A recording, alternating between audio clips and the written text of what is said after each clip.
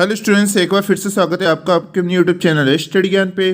तो जैसा कि आप सबको पता है, हम लगातार एसिम्पटोट्स यानी अनंत स्पर्शी के क्वेश्चंस कराते जा रहे हैं आपको। इससे पहले हमने आपको सारे एग्जांपल्स करा दिए थे, जो आपके पहले एक्सरसाइज के जितने भी एग्जांपल थे वो हमने सारे करा दिए थे आपको। आज हम आपको एक्सरसाइज के क्वेश्चन कराने वाले, हालांकि हम आपको लिमिट मेथड यानी सीमा का नियम पढ़ाने वाले थे, लेकिन पिछले वीडियो में स्टूडेंट्स ने कहा कि सर इसके एक्सरसाइज के क्वेश्चन भी कराइए। हालांकि इसके एक्सरसाइज के क्वेश्चन आपके बिल्कुल सिंपल है, अगर आपको एग्जांपल्स आ गए तो आप एक्सरसाइज के क्वेश्चन भी कर सकते हैं, लेकिन अगर स्टूडेंट्स ने बोला है तो हम आपको एक्सरसाइज के क्वेश्चन भी यहाँ पर करा रहे हैं। ठीक है, तो यहाँ पर आप देख सकते हैं आज हम आपको जो क्वेश्चन करा रहे हैं वो आपके बहुत ज़्यादा इंपॉर्टेंट होते हैं। अगर आपने एग्जाम्पल सारे अच्छी तरह से समझ लिया तो आपको एक भी एक्सरसाइज के क्वेश्चन में यहाँ पर दिक्कत नहीं आने वाली है। तो यहाँ पर आप क्वेश्चन देख सकते हैं, यहाँ पर है निम्न वक्रों की अक्षों के समांतर अनंत स्पर्शिया ज्ञात कीजिए, यानी find the asymptotes parallel to the axes to the following curve. तो ये आपका ये क्वेश्चन है। और एक बार मैं आपको बता दूं कि अभी लगभग 1 या 2 वीडियो में आपके एक्सरसाइज के क्वेश्चन कंप्लीट हो जाएंगे, उसके बाद में हम यहाँ पर लिमिट मेथड आपका स्टार्ट कर देंगे। आप जब तक यहाँ पर एक्सरसाइज के क्वेश्चन समझेंगे, ये भी आपके बहुत ज़्यादा इंपॉर्टेंट होते हैं। ठीक है, तो यहाँ पर आपके पहला क्वेश्चन है यहाँ पर a square upon x square minus b square upon y square equal to 1। इसमें हमें क्या ज्ञात करनी है, हमारे समांतर अनंत स्पर्शियाएं हमें यहाँ पर ज्ञात करनी है, यानी पैरेलल हमें यहाँ पर एसिम्पटोट्स ज्ञात करनी है।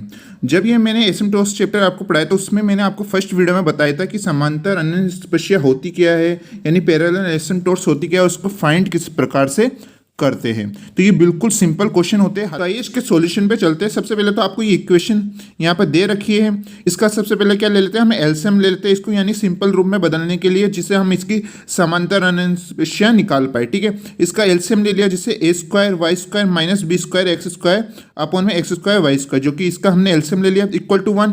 फिर आपकी क्या होगा, यहाँ पर एक्स स्क्वायर वाई स्क्वायर वो आपकी इधर वज्र गुणा हो जाएगा 1 में, तो आपकी यहाँ पर आ जाएगा। ठीक है, उसके बाद में आप यहाँ पर देख सकते हैं, यहाँ पर आपके ए स्क्वायर वाई स्क्वायर यहाँ पर आ जाएगा और बी स्क्वायर एक्स स्क्वायर भी आपके यहाँ पर आ जाएगा, जिससे इनके चिन्ह क्या हो जाएंगे, चेंज हो जाएंगे। तो यहाँ पर आप देख सकते हैं ए स्क्वायर वाई स्क्वायर माइनस, ये आपके प्लस से माइनस में हो जाएगा ए स्क्वायर वाई स्क्वायर, और ये माइनस से आपके प्लस में हो जाएगा क्योंकि हमें इसे इधर ले आए। ठीक है, तो plus B square x square equal to 0। अब हमें क्या ज्ञात करनी है, यहाँ पर समांतर अनंत स्पर्शिया ज्ञात करनी है।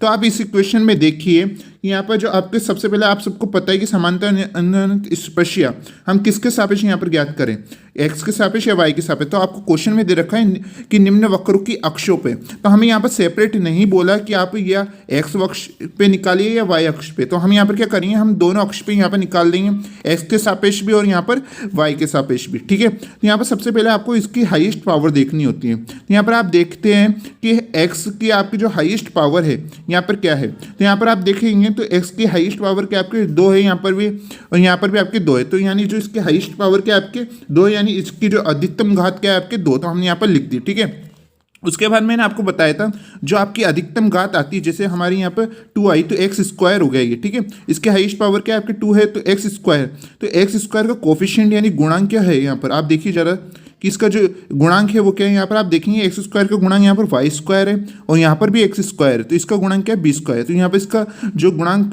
टोटल मिला के क्या हो गया आपके Y square plus B square. तो हम यहाँ पर लिख देते हैं, यहाँ पर Y square plus B square हमने यहाँ पर लिख दिया। उसके बाद मैंने आपको बताया था जो भी आपका गुणांक आता है उसको आपको इक्वल टू 0 लेना होता है। तो यहाँ पर हमने Y square plus B square को हमने इक्वल टू 0 ले लिया। यहाँ पर बी स्क्वायर आपकी इधर चल जाएगा RHS में, तो माइनस बी स्क्वायर हो जाएगा। अब यहाँ पर क्या है आपकी स्क्वायर इसके ऊपर आएगा आपकी, तो इसका वर्गमूल हो जाएगा। ठीक है, जिससे इसमें प्लस माइनस आएंगे। और आप यहाँ पर देख सकते हैं यहाँ पर क्या है, माइनस पहले से ही, अगर यहाँ पर माइनस हो जाता है उसका हम वर्गमूल करते हैं तो आप सबको पता है कि आयोटा आ जाता है वहाँ पर, यानी वो क्या हो जाता है, एक तरीके से आपका काल्पनिक हो जाता है, यानी इमेजिनरी हो जाता है। और अगर आपने पहले की क्लासेस दे रखी है तो उसमें मैंने आपको बताया था जब भी आपके काल्पनिक आए या आपके अचर आए तो यहाँ पर यानी 1 2 3 आपकी गिनती में आ जाए, तो वहाँ उस कंडीशन में क्या आपके वहाँ पर आपके समांतर अनंत स्पर्शी नहीं होती, यानी पैरेलल एसिम्पटोट्स आपकी वहाँ पर विद्यमान नहीं होती। तो यहाँ पर आप जैसे यहाँ पर क्या है, plus minus B iota, iota मतलब काल्पनिक यानी इमेजिनरी। तो इस कंडीशन में क्या आपके समांतर अनंत स्पर्शी विद्यमान इसमें नहीं होती। तो यहाँ पर एक्स के कंडीशन में तो समांतर अनंत स्पर्शी नहीं है। एक बार हम यहाँ पर वाई की कंडीशन में भी देख लेते हैं कि वाई की कंडीशन में अनंत स्पर्शी होती है या नहीं होती। ठीक है, यहाँ पर आपको सबसे पहले y की अधिकतम घात देखनी होगी। तो इस इक्वेशन में देखिए आप y की अधिकतम ज्ञात का है, यहाँ पर आप देखेंगे तो यहाँ पर y स्क्वायर है, यहाँ पर भी y स्क्वायर, तो इसकी अधिकतम ज्ञात क्या है आपके 2 ही है यहाँ पर। तो हम यहाँ पर लिख देते हैं, आपको बिल्कुल इस तरीके से लिखना होता है अगर आपके ऐसे प्रकार के क्वेश्चन पूछे जाते हैं तो, ठीक है। फिर आपको उसके y स्क्वायर का गुणांक लिखना होगा, यानी y स्क्वायर का कोफिशिएंट लिखना होगा। तो यहाँ पर आप देखते हैं y स्क्वायर का कोफिशिएंट क्या आ रहा है, यहाँ पर एक्स स्क्वायर, यहाँ पर भी y स्क्वायर इसका कोफिशिएंट यानी गुणांक क्या आ रहा है आपके ए स्क्वायर। तो हम कह सकते हैं S square minus A square आपके क्या है वाई स्क्वायर का गुणांक है। तो हम यहाँ पर लिख देते हैं, फिर हम इसको इक्वल टू 0 ले लेते हैं। यहाँ पर आप देख सकते हैं X square minus A square equal to 0 आ गया, ठीक है। फिर यह माइनस ए स्क्वायर आपकी इधर RHS में जाएगा तो प्लस में बदल जाएगा, तो क्या हो जाएगा आपके X square equal to A square, ठीक है। अब यहाँ पर स्क्वायर इसके ऊपर वर्गमूल होकर जाएगा, तो आप देख सकते हैं x equal to plus minus में ए यहाँ पर आपके आ जाता है, ठीक है। इस प्रकार के यहाँ पर आपकी जो समांतर अनंत स्पर्शी यहाँ पर आपके निकल जाती है, ठीक है। ये तो एक्स के सापेक्ष तो आपकी ये काल्पनिक निकला, इस कारण नहीं निकल पाई, लेकिन यहाँ पर आप देखेंगे यहाँ पर प्लस माइनस क्या आ रहा है, ए आ रहा है। तो इस प्रकार हम कह सकते हैं कि यहाँ पर वाई के सापेक्ष तो क्या यहाँ पर आपकी समांतर अनंत स्पर्शी आपकी निकल चुकी है। तो आपका आंसर यहाँ पर क्या हो जाता है, x equal to plus minus a. एक बात मैं आपको कह दूँ, यहाँ पर आपको अचर कहाँ देखना है, अचर आपको यहाँ पर देखना है एक्स स्क्वायर के गुणांक में। जैसे कि आप यहाँ पर देख सकते हैं, यहाँ पर है Y square plus B square. अब आप देखेंगे तो यहाँ पर पूरा जो आपका दे रखा है वो आपकी क्या है, यहाँ पर आपके चर, यहाँ पर वाई स्क्वायर आ रखा है, जिस कारण पूरा क्या हो जाता है आपका चर हो जाता है। यहाँ पर भी x square minus A square, जिसके कारण ये चर हो जाता है आपके, ठीक है, यानी आपके वेरिएबल हो जाता है, जिसका हम आगे निकाल पा रहे हैं। लेकिन अगर आपके वाई स्क्वायर का गुणांक यहाँ पर ही आपकी क्या आ जाए, यहाँ पर आपकी गिनती के रूप में आ जाए 1 2 3, या आपकी डायरेक्ट ए बी आ जाए डायरेक्ट ही, क्योंकि यहाँ पर तो एक्स आ रखा था जिससे हमने यहाँ पर इसको आगे सॉल्व करा। अगर आपकी यहाँ पर क्या आ जाता है, अचर आ जाता है, तो इसको हम आगे नहीं निकाल पाएंगे। हम कह देंगे कि वो आपकी क्या है, उसमें समांतर अनंत स्पर्शी यानी पैरेलल एसिम्पटोट्स आपकी विद्यमान नहीं है, ठीक है। तो इसका आपके क्या आंसर निकल के आया है, x equal to plus minus a. हम आपको यहाँ पर बिल्कुल अच्छे से अच्छे समझा रहे हैं यहाँ पर, जिससे भी आपके कोई से भी प्रकार के यहाँ पर क्वेश्चन आ जाए तो आप यहाँ पर इसको सॉल्व कर पाए। ये इस प्रकार के क्वेश्चन है आपके, ये आपके जो सेक्शन ए में जिसमें आपके 1 मार्क्स के क्वेश्चन पूछे जाते हैं, आपके ज़्यादातर क्वेश्चन इसमें से बहुत ज़्यादा पूछे जाते हैं आपके, कि उसमें समांतर अनंत स्पर्शी ज्ञात कीजिए, ठीक है। इसलिए इसको समझना हमारे लिए बहुत जरूरी होता है। चलिए इसी बात पे यहाँ पर हम एक और क्वेश्चन आपको करा देते हैं। जैसे कि आप यहाँ पर देख सकते हैं एक्स माइनस 3, यहाँ पे X minus 2 Y square minus 9x square equal to 0, ठीक है। तो इस कंडीशन में भी हमें क्या यहाँ पर समांतर अनंत स्पर्शी यहाँ पर निकालनी है। तो सबसे पहले तो हमें इन फैक्टर को खोलना होगा। यहाँ पर आप देख सकते हैं एक्स माइनस 3 है, यहाँ पर क्वेश्चन में एक्स माइनस 2 है। सबसे पहले एक्स को आपको एक्स से मल्टीप्लाई करना है, एक्स स्क्वायर, फिर एक्स को इसको 2 से इंटू करना है माइनस 2x, यहाँ पर 3x से इंटू होगा माइनस 3x, और 3 माइनस 2 से इंटू होगा तो प्लस 6 आपके आ जाता है। कोष्टक के बाद Y square minus 9x square, फिर वाई स्क्वायर आपकी इन सबसे गुणा हो जाएगा। आप यहाँ पर देख सकते हैं आपकी यहाँ पर इक्वेशन यहाँ पर बन चुकी है। अब इस इक्वेशन में अब हम देखेंगे कि यहाँ पर x की अधिकतम घात क्या है और यहाँ पर y की अधिकतम घात यहाँ पर क्या है। तो यहाँ पर आप देखेंगे यहाँ पर x की अधिकतम घात आपको क्या दिखाई दे रही है, जैसे कि आप यहाँ पर देख सकते हैं यहाँ पर एक्स स्क्वायर है, कहीं भी आपको क्यूब दिखाई नहीं दे रखा होगा। इसका मतलब यहाँ पर एक्स की जो अधिकतम घात क्या है आपकी स्क्वायर यानी 2 है यहाँ पर आपके, ठीक है। फिर आपको देखना होगा यहाँ पर जो अधिकतम घात आई उसका गुणांक क्या है। यहाँ पर एक्स स्क्वायर के जो भी गुणांक है आपको वहाँ पर लिख देना है। यहाँ पर आप देखेंगे एक्स स्क्वायर का गुणांक क्या है, यहाँ पर वाई स्क्वायर है। फिर आगे हम चलते हैं, यहाँ पर भी एक्स स्क्वायर आपके आ रहा है, तो यहाँ पर वाई स्क्वायर माइनस 9 ये आपकी क्या हो जाता है, एक्स स्क्वायर का गुणांक हो जाता है। और फिर इसको गुणांक को हमें इक्वल टू 0 लेना होता है। तो यहाँ पर आप देखेंगे Y square minus 9 equal to 0 लेंगे, तो यहाँ पर वाई स्क्वायर माइनस 9 आपके इधर चल जाएगा तो 9 आ जाएगा। फिर Y equal to plus minus का आपका 3 है यहाँ पर आपके आ जाता है। तो इस प्रकार भी क्या आपको यहाँ पर एक और एसिम्पटोट्स निकल चुकी है। यहाँ पर आपने देखी, यहाँ पर मैंने पहले ही कहा था आपको, जो आपकी उसके बाद सॉल्व करने के बाद अगर आपके अचर आता है तो वो तो हमारा मान्य होता है, यानी उससे तो हमारी समांतर अनंत स्पर्शी निकल जाती है। लेकिन अगर आपका यहाँ पर गुणांक ही जो आपकी दे रखा है वो अगर आपके यहाँ पर अचर आ जाए यानी कांस्टेंट आ जाए, तो उस कंडीशन में हम यहाँ पर एसिम्पटोट्स यहाँ पर हमारी नहीं निकाल पाते, ठीक है। तो यहाँ पर आपका क्या आ चुका है answer, y equal to plus minus के आपके यहाँ पर 3 यहाँ पर आपके आ चुका है। फिर बात करें हम यहाँ पर y की अधिकतम घात है। यहाँ पर आप देख सकते हैं y की अधिकतम घात भी यहाँ पर क्या है, स्क्वायर ही है, यानी इसका मतलब यहाँ पर इसकी भी जो घात है वो आपकी क्या है, यहाँ पर 2 दे रखी है। फिर हमें वाई स्क्वायर का क्या गुणांक ज्ञात करना है। तो यहाँ पर आप देख सकते हैं वाई स्क्वायर का गुणांक क्या है, यहाँ पर एक्स स्क्वायर, यहाँ पर माइनस 2x, यहाँ पर माइनस 3x, यहाँ पर प्लस 6। तो ये आपकी टोटल मिला के यहाँ पर गुणांक हो जाता है आपके, यहाँ पर देखा आपने x square minus 2x minus 3x और आपके प्लस 6, ये आपके क्या आता है यहाँ पर आपके इसका वाई स्क्वायर का गुणांक यहाँ पर आ जाता है, जैसे कि आपने यहाँ पर देखा। ठीक है, फिर से हम इक्वल टू यहाँ पर 0 ले लेते हैं। जैसे ही आपकी इक्वल टू 0 जाएगा तो उसके बाद हम इसके फैक्टर बनाने होंगे। इन दोनों में से x कॉमन आ जाएगा, x माइनस 2। यहाँ पर भी आप देखेंगे तो इसमें से -3 कॉमन आ जाता है, x माइनस 2। ठीक है, फिर x माइनस 2 को हम यहाँ पर कॉमन ले लेते हैं और यहाँ पर एक फैक्टर हमारा बन जाता है x माइनस 3। इस प्रकार से आपके यहाँ पर दो फैक्टर बन जाते हैं। इसे इक्वल टू 0 ले लिया, जिससे हमारे यहाँ पर फिर आपको इन दोनों को भी सेपरेट 0 ले लेना होता है इक्वल टू 0। यहाँ पर आपके x इक्वल टू यहाँ पर आपके 2 आ जाता है, यहाँ पर x इक्वल टू आपके यहाँ पर 3 आ जाता है। तो एक तो आपके निकले यहाँ पर y equal to plus minus 3 और एक आपके x इक्वल टू 2 और एक आपके x इक्वल टू 3। यहाँ पर 3 प्रकार के आपके एसिम्पटोट्स यहाँ पर निकल चुकी है। तो आई होप आपको इन क्वेश्चनों से अच्छी तरह से यहाँ पर समांतर और अनुस्पर्शी निकालना आ गया होगा। तो इसी बात में हमें आपको यहाँ पर कुछ क्वेश्चन दे देते हैं जो आपको यहाँ पर ट्राई करने, जो आपकी बुक के एक्सरसाइज के क्वेश्चन होते हैं, इसे आप बिल्कुल ट्राई कर लीजिएगा। ए क्यूब अपॉन में Y cube minus B cube upon में वाई क्यूब इक्वल टू 1। ठीक है, इसमें भी आपको क्या करना है, जैसे हमने आपको पहला क्वेश्चन कराया था, यहाँ पर आपको इसका एलसीएम ले लेना है। यहाँ पर आपके आ जाएगा a cube minus B cube upon में वाई क्यूब, वो वाई क्यूब आपकी इधर वियोजगुणा हो जाएगा। तो यहाँ पर क्या आएगा, a cube minus B cube equal to y cube. उस वाई क्यूब के आपने यहाँ पर दे रखा है, यहाँ पर आपको ए क्यूब माइनस बी क्यूब को उधर RHS में ले जाना है, जिस प्रकार से आपकी इक्वेशन बन जाएगी। फिर उसमें क्या आपको एस के सापेक्ष और वाई के सापेक्ष यहाँ पर समांतर अनुस्पर्शी निकाल लेना है। उसमें आपको देखना है कि आपका गुणांक यहाँ पर अगर अचर तो नहीं आया, अगर अचर नहीं आता है तो उससे आगे आप सॉल्व कर लीजिएगा इक्वल टू 0 लेके, जिससे आपका आंसर आ जाएगा। अगर आंसर में भी आपका काल्पनिक आ जाता है तो वो भी हमारे समांतर अनुस्पर्शी नहीं निकलती है, जैसे कि मैंने आपको बताया। वैसे आपको इन 3 क्वेश्चनों में भी करना है, जैसे कि आप देख सकते हैं, इसे आपको इन दोनों से मल्टीप्लाई कर देना है, फिर से पूरा एक सेपरेट आपको इक्वेशन यहाँ पर बना लेनी है। ठीक है, वैसे आपको इधर भी करना है, इधर भी करना है। ठीक है, तो यहाँ पर बिल्कुल सिंपल क्वेश्चन है, एक बार आप इसे ट्राई जरूर कीजिएगा। जब तक आप खुद क्वेश्चन नहीं करेंगे तब तक आपकी प्रैक्टिस यहाँ पर नहीं होती है। तब भी आपको ये क्वेश्चन में दिक्कत आती है तो आप कमेंट बॉक्स में लिख दीजिएगा, मैं कुछ वीडियो बाद आपको ये सॉल्व करवा दूंगा। ठीक है, अब बात करते हैं हम यहाँ पर अपनी एक्सरसाइज के नेक्स्ट क्वेश्चन पे। तो यहाँ पर अब आपको जितने भी क्वेश्चन आएंगे उसमें क्या ज्ञात करनी है, आपको अनंत स्पर्शी ज्ञात करनी है, और वो किससे, आपको तिर्यक अनंत स्पर्शी से। मैं एक बात आपको बता दूं कि क्वेश्चन में कभी ये नहीं बोलता है कि आपको समांतर के सापेक्ष निकालनी है या आपको तिर्यक या ऑब्लिक के अनुसार निकालनी है। वहाँ पर आपको देखना होता है कि अगर उसमें आपके कोफिशिएंट आपका अचर आ जाता है तो उसमें आपके समांतर अनंत स्पर्शी नहीं निकलती। उस कंडीशन में हमें यहाँ पर तिर्यक अनंत स्पर्शी निकालनी होती है, यानी ऑब्लिक एसिम्पटोट्स निकालनी होती है। ठीक है, यहाँ पर क्या है आपके, इसमें हमें अनंत स्पर्शी निकालनी है। आपका क्वेश्चन है Y cube minus X Y square minus X square Y plus X cube plus X square minus Y square minus 1 equal to 0। ये आपकी इक्वेशन दे रखी है।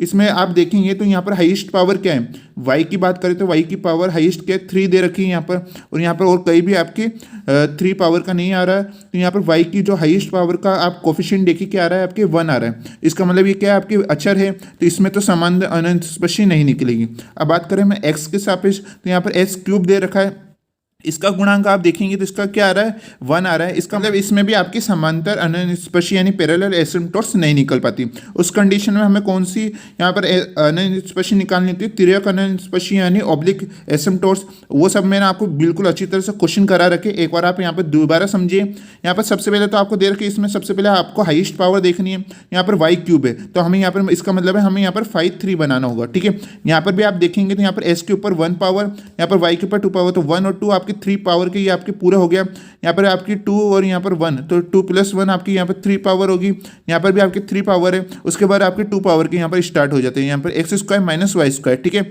उसके बाद आप यहाँ पर देखेंगे आपके कहीं भी यहाँ पर 1 पावर नहीं आ रखी यहाँ पर, इसका मतलब यहाँ पर कहीं भी आपके एक्स और वाई अकेले यहाँ पर आपके नहीं आ रखा। इसका मतलब यहाँ पर 5 1 है आपका, वो 0 निकलेगा। ठीक है, उसके बाद यहाँ पर आपके जो भी आपके शेष बचता है वो आपके क्या होता है, 5 0 होता है। ठीक है, तो यहाँ पर सबसे पहले वाई क्यूब है तो इसका मतलब हम यहाँ पर 5 3 निकालेंगे, 5 3 m। तो यहाँ पर हमें क्या करना होता है, आप सबको पता है, जल्दी से बताइए। सबसे पहले हमें क्या करना होता है इस कंडीशन में, s की जगह तो आपको रखना है 1 और y की जगह क्या रखना है, आपको m रख देना है। बिल्कुल सिंपल होते हैं, इसकी आप जितनी प्रैक्टिस करेंगे बिल्कुल आसान क्वेश्चन है।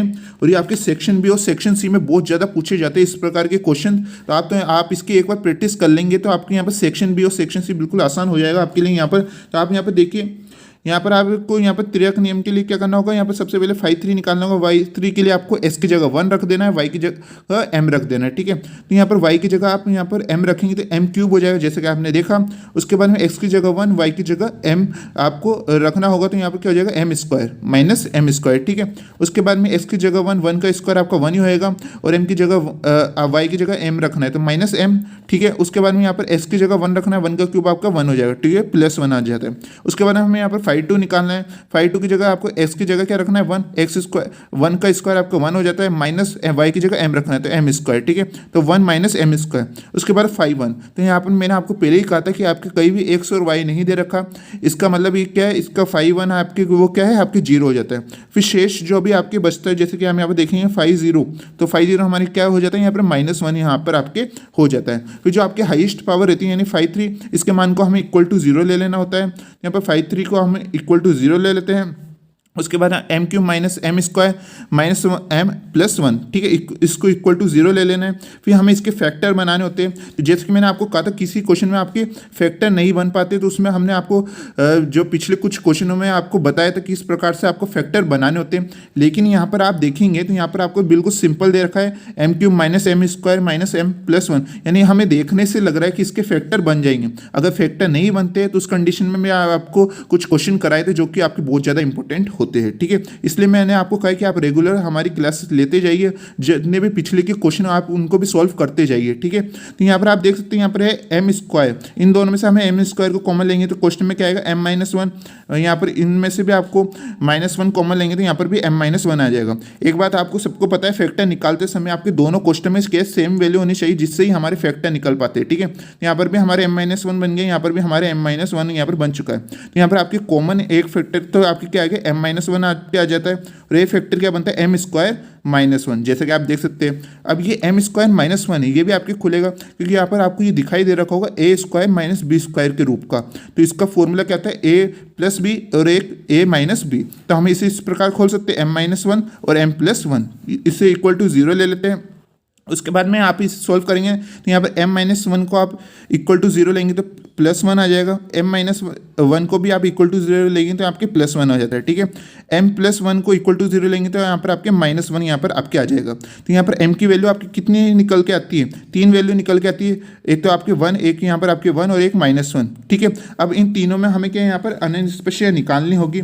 इसका मैंने आपको बताया था जब भी आपके दो चीज़ सेम आ जाए तो यहाँ पर आपको सेकंड वाला फॉर्मूला लगाना होता है। अगर तीनों चीज़ें यानी दोनों चीज़ें आपकी क्या है अलग अलग आ जाए तो उस कंडीशन में आपको पहला वाला फॉर्मूला लगाना होता है। और अगर तीनों चीज़ ही आपके सेम आ जाए यानी जितने भी m के मान आते हैं वही अगर सारी आपकी क्या आ जाए सेम आ जाए तो यहाँ पर आपको थर्ड वाला फॉर्मूला लगाना होता है।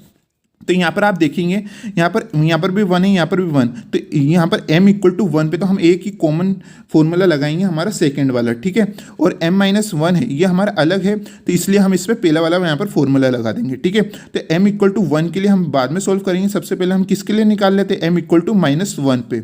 ऐसा हम क्यों कर रहे हैं कि -1 पे हम पहले क्यों निकाल रहे हैं, इसका भी कारण है क्योंकि यहाँ पर आप देखेंगे जब भी आप m इक्वल टू -1 पे पहला वाला फॉर्मूला लगाएंगे यहाँ पर आप देख सकते हैं तो यहाँ पर क्या निकलेगा फाई 3 डैश निकलेगा, फाई 2 निकलेगा।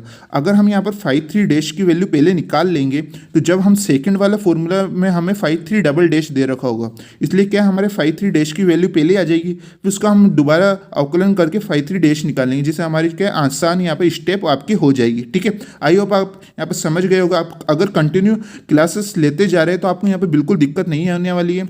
यहाँ पर आपको क्या m इक्वल टू -1 पे सबसे पहले हम निकाल रहे, इसमें हमारा पहला वाला फॉर्मूला लगेगा क्या है आपके c अपॉन में 1 factorial phi 3 dash m plus phi 2 m equal to 0, ठीक है। उसके बाद में यहाँ पर आपको क्या है फाई 3 डैश की वैल्यू चाहिए। डैश का मतलब क्या होता है आपको एक बार अवकलन, डबल डैश मतलब 2 बार अवकलन, ठीक है। तो हमें यहाँ पर फाई 3 डैश चाहिए तो सबसे पहले फाई 3 की वैल्यू तो याद होनी चाहिए। तो फाई 3 तो हमने शुरुआत में निकाला था, फाई 3 क्या निकाला था हमने m³ minus m square minus m plus 1 निकाला था, एक बार आप जाके देख लीजिए।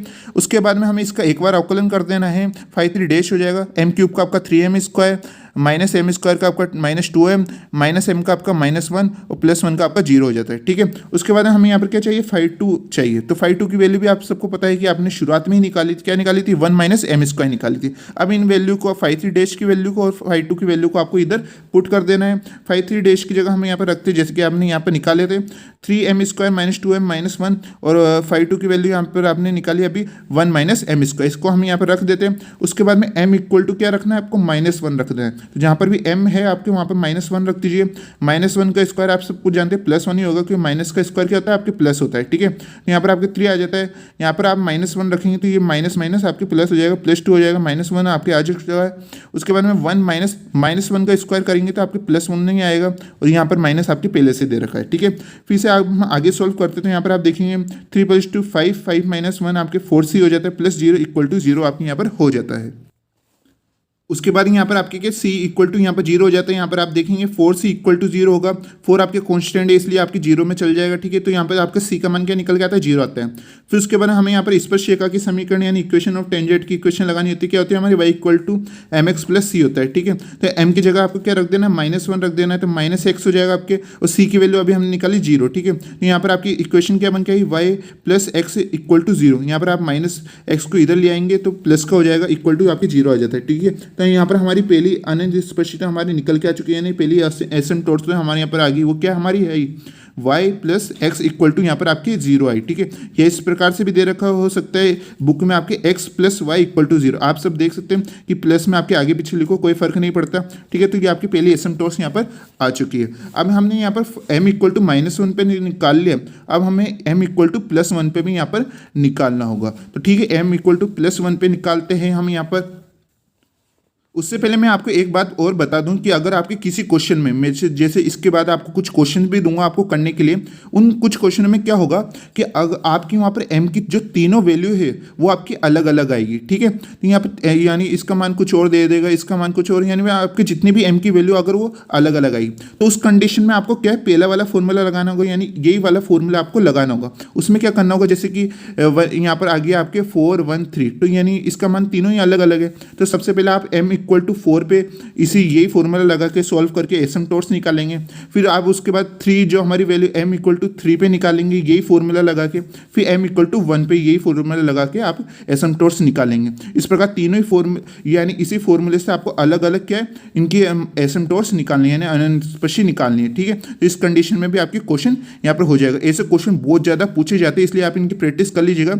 अभी मैं आपको कुछ क्वेश्चन दूंगा करने के लिए, इसलिए आप इनको बिल्कुल ध्यान से यहाँ पर समझिएगा।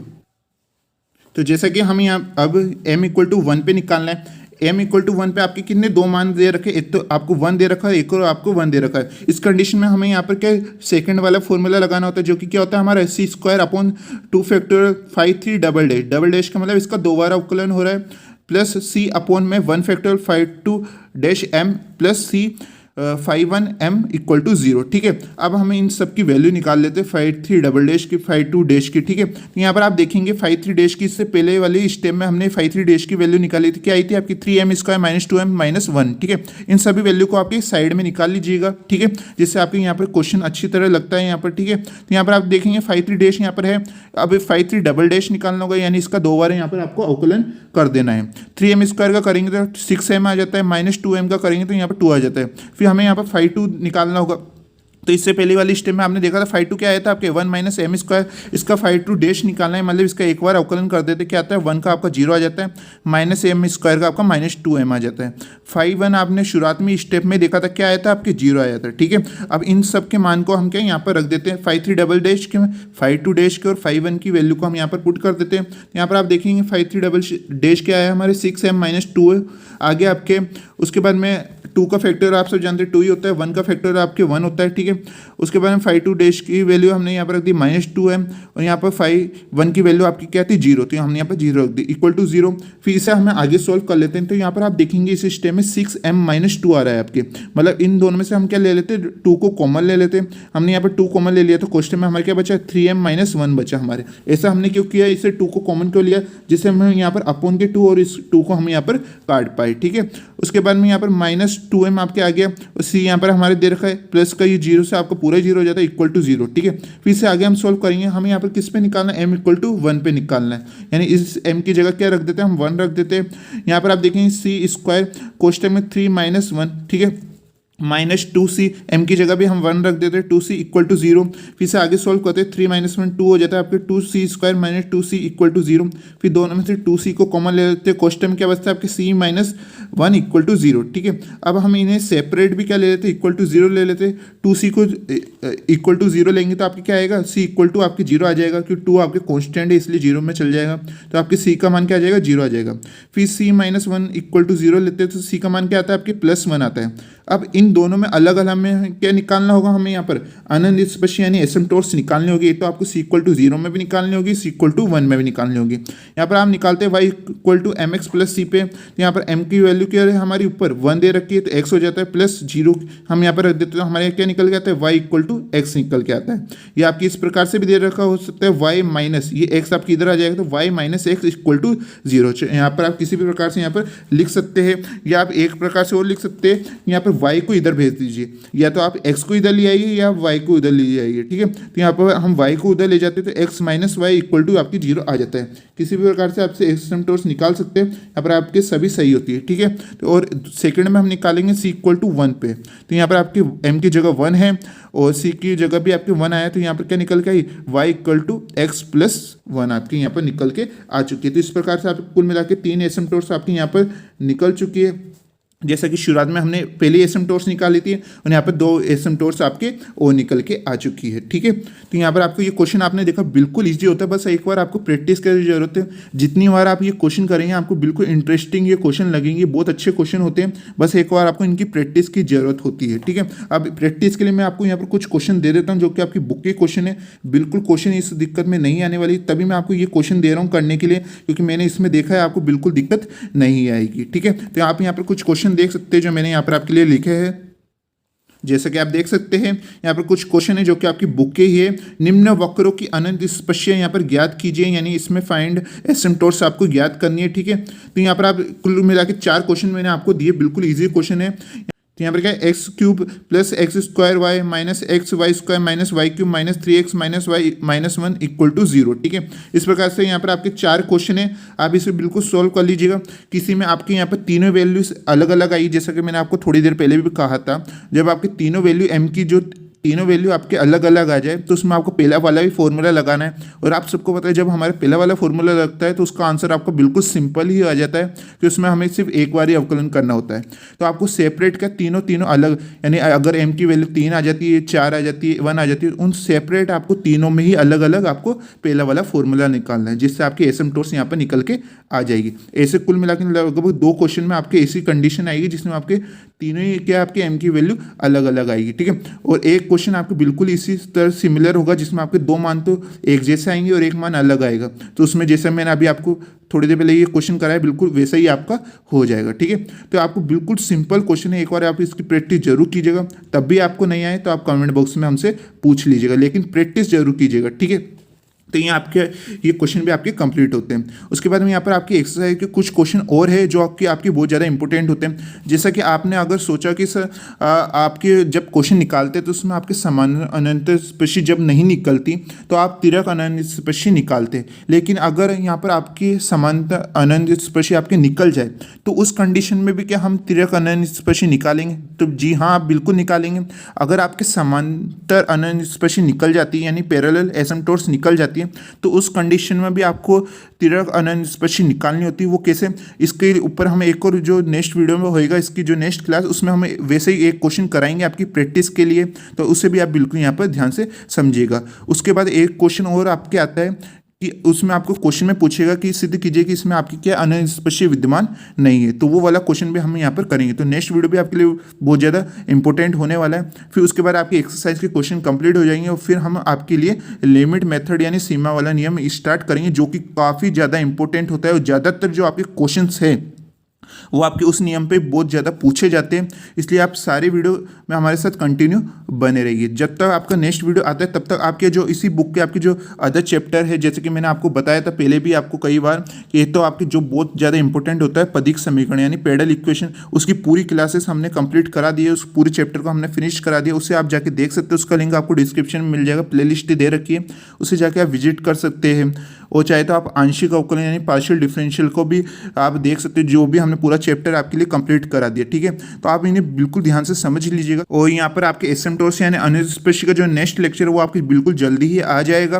और ये वीडियो आपको कैसा लगा प्लीज़ कमेंट बॉक्स में हमें जरूर बताइएगा, कि जब आप कमेंट बॉक्स में लिखते हैं तभी हम यहाँ पर आपके लिए और ज़्यादा अच्छे वीडियो बना पाते हैं, क्योंकि हमें उससे पता लगता है कि हाँ यहाँ पर स्टूडेंट्स अच्छी तरह से यहाँ पर समझ रहे हैं। और इस सेशन को लाइक करना भी बिल्कुल ना भूलिएगा। मिलते हैं एक नेक्स्ट वीडियो में, तब तक के लिए पढ़ते रहिए और सीखते रहिए।